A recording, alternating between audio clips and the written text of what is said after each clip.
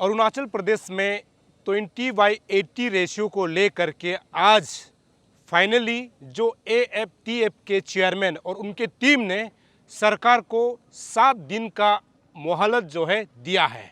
यानी आज 8 अगस्त है और 15 अगस्त तक 80/20 रेशियो को किसी भी प्रकार से, चाहे APPSC एग्ज़ाम्स हो, चाहे APSSB एग्ज़ाम हो, उसमें जो है इसको हटाने के लिए AFTF का जो है कमेटी का ये कहना है।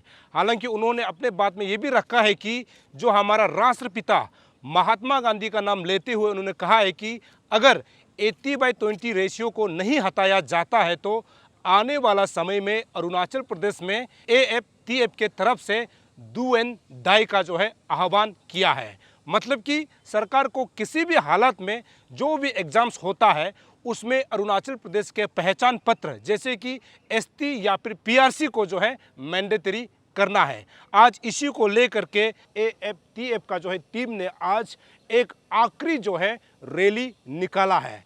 उस रैली में बहुत सारे लोगों ने समर्थन दिया है और उनका ये कहना है कि ये जो 80/20 रेशियो जो है, अगर कहा जाए तो ये कि जो अपना स्टेट का होता है उनका ये हक होता है कि आप यहाँ का ट्राइबल होने के नाते किसी भी आपको एग्ज़ाम्स में हो, हमारे लोगों को रिक्रूटमेंट किया जाना चाहिए।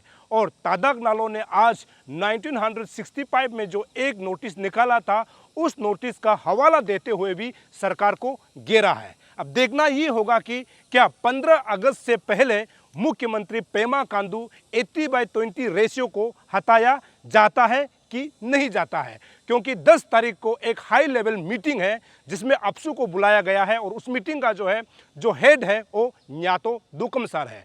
और आज तादक नालो ने इस बात को भी जिक्र किया था कि 2021 में एक कमेटी गठन किया गया था। उस कमेटी का उस समय चेयरमैन था तबा तेदर, उस समय वो एजुकेशन मिनिस्टर था। लेकिन 2021 से लेकर के आज तक 80/20 रेशियो का ख़त्म क्यों नहीं हुआ, स्क्रैप क्यों नहीं हुआ, इस बात को बार बार सवाल उठाया जा रहा है। और सबसे बड़ा खबर यही है कि AFTF ने केवल 7 दिन का मोहलत जो है सरकार को दिया है। यानी 15 अगस्त या फिर 15 अगस्त से पहले 80/20 रेशियो को हटाया जाता है। पूरे अरुणाचल प्रदेश के लिए ये अच्छा खबर हो सकता है। अगर 15 अगस्त तक ये रिजल्ट नहीं सरकार की तरफ से देता है तो आने वाला समय में जिस प्रकार से उन्होंने चेतावनी दिया है कि डू एंड डाई जो है मूवमेंट जो है शुरू होगा। और हमसे बात करते हुए AFTF के चेयरमैन तादक नालो ने क्या कहा, देखते हैं ये रिपोर्ट। AFTF के चेयरमैन तादक नालो ने आज बहुत बड़ा बयान दे दिया है कि सरकार को उन्होंने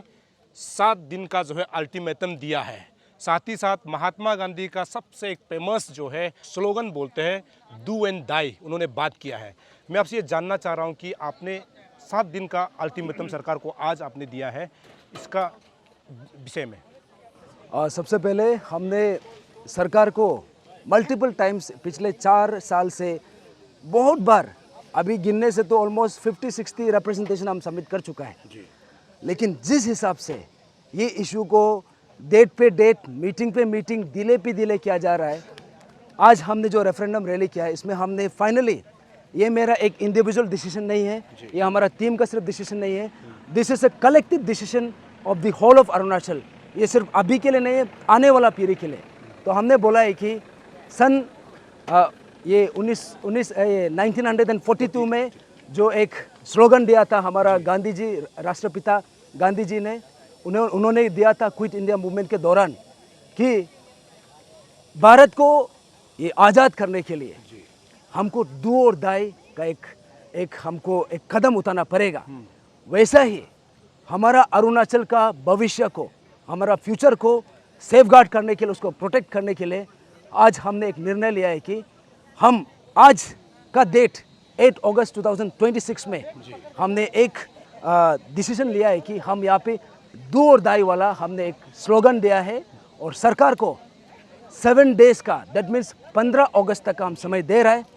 उसके बाद सरकार नहीं करता है, हम ये बोलेगा ना तो हम दोबारा रैली करेगा, ना तो हम दोबारा धरना करेगा, हम वही कदम उठाएगा जो सरकार को समझ में आता है। और दूसरा बात मैं बोल दूँ, ये यहाँ पे स्टेट में ये सिर्फ मेरा बात नहीं है, ये हर एक अरुणाचली का आवाज़ है, हर एक अरुणाचली का एक पुकार है। और ये आवाज़ में ये सिर्फ अरुणाचल का ये कैपिटल में सिर्फ नहीं, अरुणाचल का हर कॉर्नर से आवाज़ निकल रहा है कि अभी सरकार 15 तारीख तक आप इशू को रिजॉल्व करो, 80/20 को स्क्रैप करो, STPRC को मैंडेटरी करो। अगर नहीं किया तो कल को यहाँ में जितना भी अरुणाचल का जितना भी जनता है, सबका सब अरुणाचल का हर कॉर्नर में सबका सब सड़क पे उतर जाना है। 80/20 रेशियो को ख़त्म करने के लिए कब कमेटी बनी थी? हमारा मांग तो यही है कि ये 80/20 को जल्द से जल्द स्क्रैप करना है। तो जहाँ तक कमेटी का बात है, एक्चुअली ये इशू हमने शुरू किया था इन द ईयर 2021, क्योंकि उस समय में जो APCS जो सिविल सर्विस एग्ज़ाम है उसमें फर्स्ट टाइम कोई नॉन APSC आके एग्ज़ाम को टॉप किया था। हमारा APCS का हिस्ट्री में, APPSC का हिस्ट्री में पहली बार ऐसे हुआ है कि कोई बाहर से आके टॉप किया हो। तो वहाँ से लेके हमने उस समय का जो अपसू टीम था, Hawa Bagang was the president, Tobom Dai was the general secretary और ये मेजर ताकू जो है वाइस प्रेसिडेंट था। इनफैक्ट हम उन लोगों को मिला था, ये इशू को लेके सबसे पहले उधर पहुंचा था, लेकिन उन लोगों ने ये इशू को डिसमिस कर दिया कि 80/20 तो चलना पड़ेगा, ये उन लोगों का आर्ग्यूमेंट था। उसके बाद हमने ये इशू को अंशु के पास ले गया, जो फॉर्मर प्रेसिडेंट है नाबुम दोदुम सर और उसके टीम के साथ। तो नाबुम दोदुम और टीम जो है ये इशू को उठाया है, इनफैक्ट ये इशू को गवर्नमेंट टेबल तक भी ले गया। तो उसका बेसिस में इन द ईयर 2022 आपने जैसे पूछा कि फर्स्ट टाइम एक कमेटी गठन हुआ था, हाई लेवल कमेटी। तो उसमें उसका जो चेयरमैन है तबा तेदिर था, जो फॉर्मर एजुकेशन मिनिस्टर।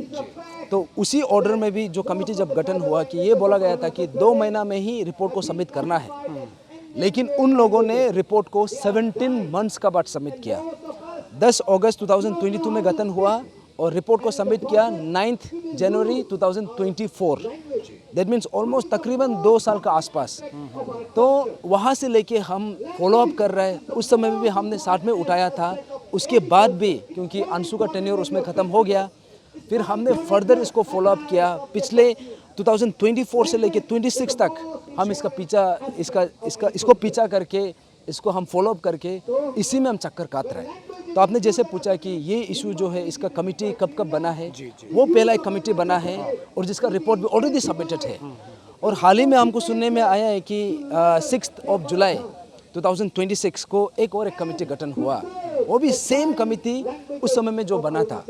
तो हमारा कंसर्न ये है कि ये इशू को सॉल्व करने के लिए देखा जाए तो कमेटी का ज़रूरत भी नहीं है। कॉन्स्टिट्यूशनली आर्टिकल 16 क्लॉज 4 का हिसाब से बिना कमेटी गठन करके इसको अगर सरकार चाहे तो आज भी कर सकता है, एक दिन में ही हो जाएगा।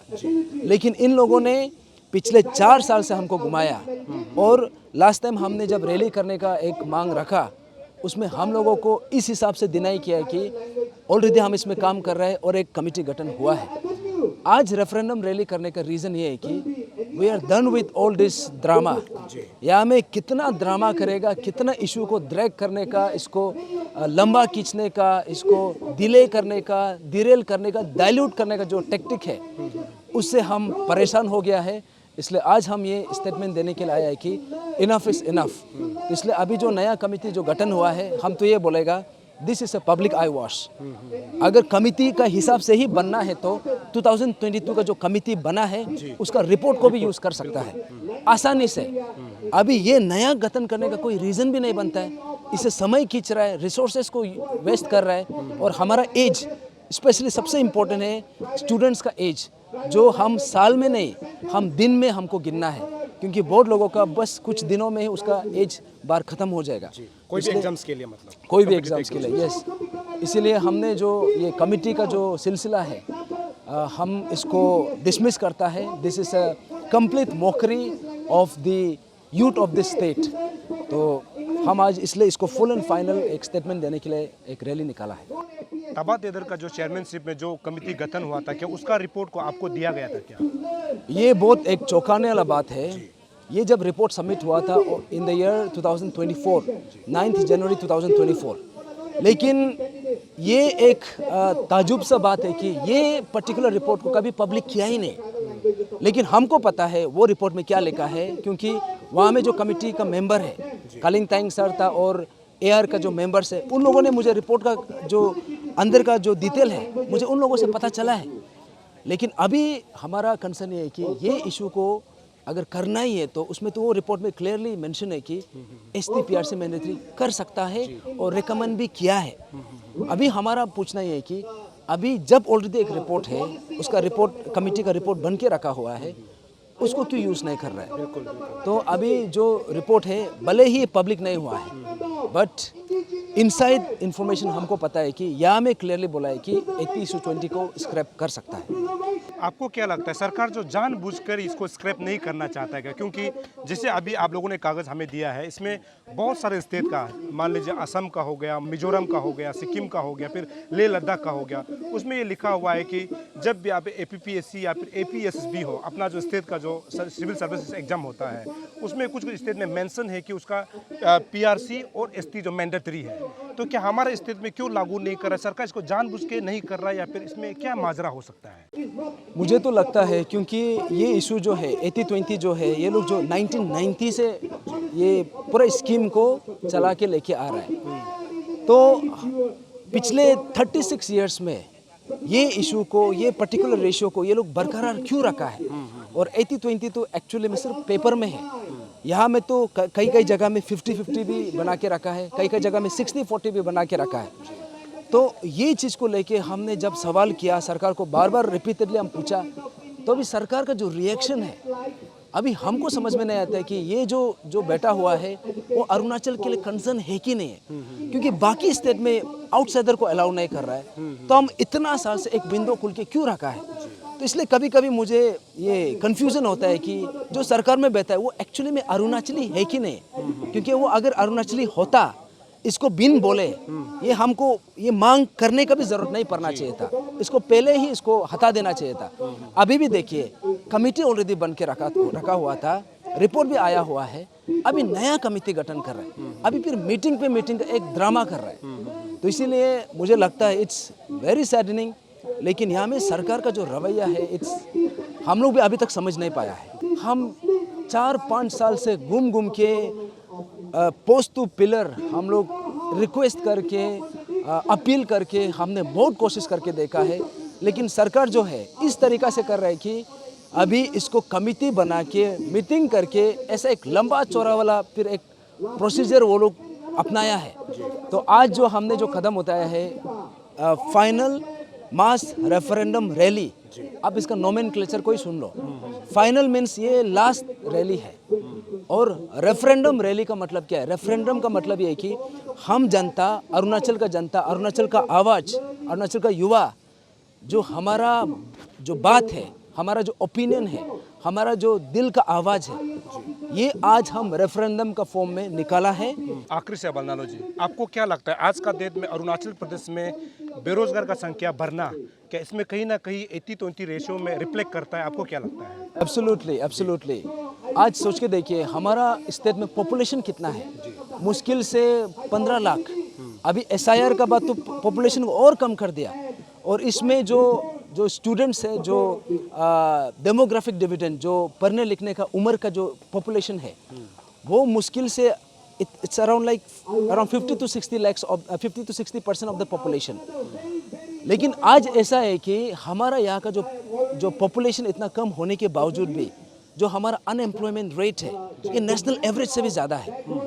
तो ये अपने आप में एक बहुत बड़ा स्टेटमेंट है कि 80-20 जो है ये इनविजिबल वाला एक फोर्स है, लेकिन एक्चुअली में this is the real concern, real factor जिसका वजह से इतना सारा अनएम्प्लॉयमेंट है। आज आप देखिए MTS पोस्ट के लिए भी PhD स्कॉलर को अप्लाई करना पड़ रहा है। ऐसा एक हमारी स्थिति आ चुका है। तो मैं तो बोलता हूँ अनएम्प्लॉयमेंट या फिर बेरोजगारी का जो सिचुएशन है ये चरम सीमा तक पहुँच चुका है, और ये जो ऐसा एक स्थिति है कि हमारा अरुणाचल को एक टिकिंग टाइम बॉम्ब के उसका तरह, ये similar to ticking time bomb, उसका बराबर हमको बना के रखा है। यहाँ में युवा का जो बेरोजगारी है ये कभी भी फट सकता है, कभी भी इसका फ्रस्ट्रेशन जो है, हाँ यस, कल को जब एंटी सोशल एलिमेंट्स निकलेगा, जब सोशल अनरेस्ट होगा, इसका जिम्मेदारी कौन होगा?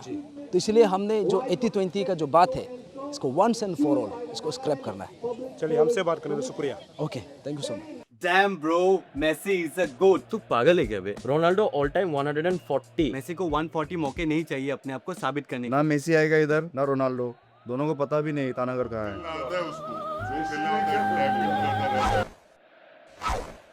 ये कहाँ से लाया? हंगरी जी। Food is always better together. Hungry G. Order now.